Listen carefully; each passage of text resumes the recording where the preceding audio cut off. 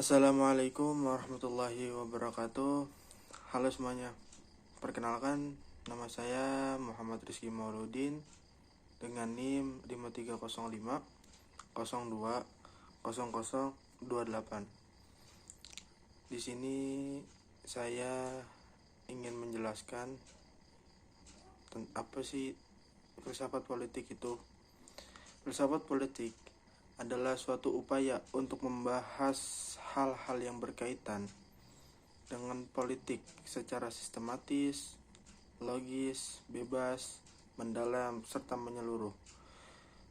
Filsafat politik bukan berarti seolah-olah itu berkaitan tentang politik.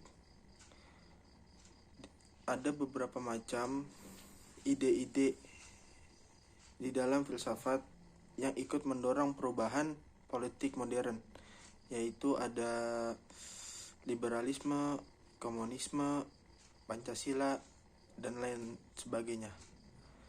Filsafat politik adalah refleksi filosofis yang mengenai masalah-masalah sosial politik yang dapat dibedakan menjadi dua bagian pembahasan yang berkaitan erat. Yang pembahasan pertama itu mempersoalkan hakikat, dan yang kedua itu mempersoalkan fungsi dan tujuan.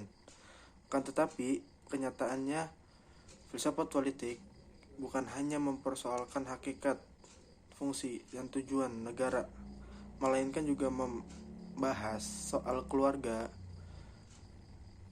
pendidikan, agama, hak individual, kekayaan, dan hak memiliki harta pemerintahan, dan lain sebagainya. Filsafat politik berbeda dengan ilmu politik. Kenapa? Karena ilmu politik bersifat deskriptif dan bersangkut paut dengan fakta-fakta.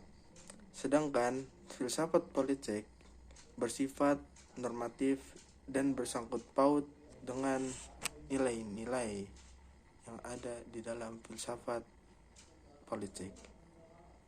Selanjutnya, tokoh filsuf yang baik untuk dijadikan pedoman perpolitikan, kalau menurut saya itu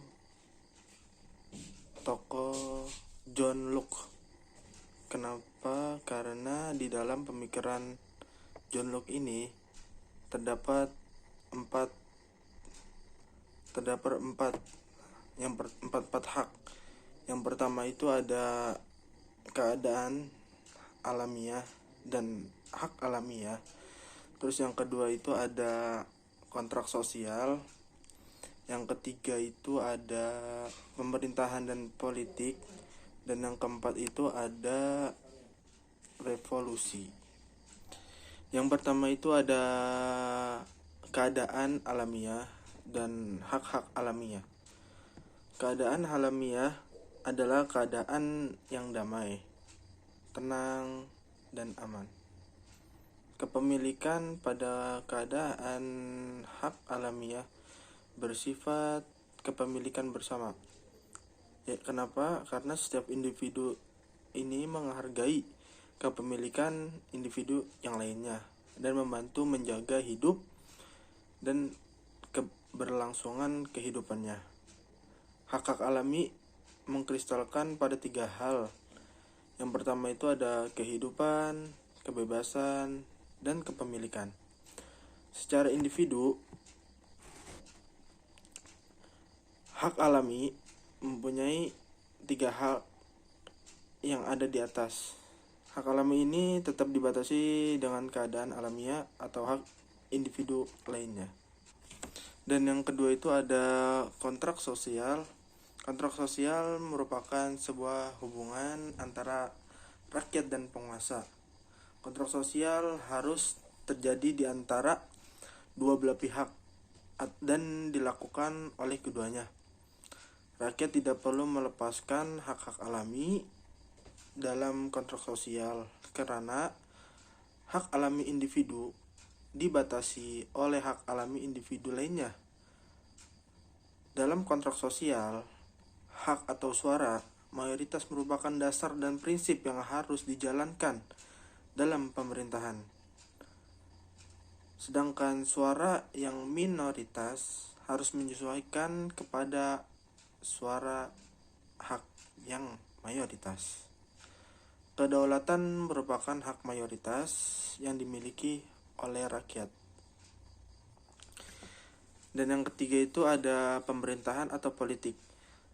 Tujuan dari masyarakat politik yang beradab itu melindungi kebebasan dan kehidupan, kepemilikan, dan menangkal bahaya yang datang.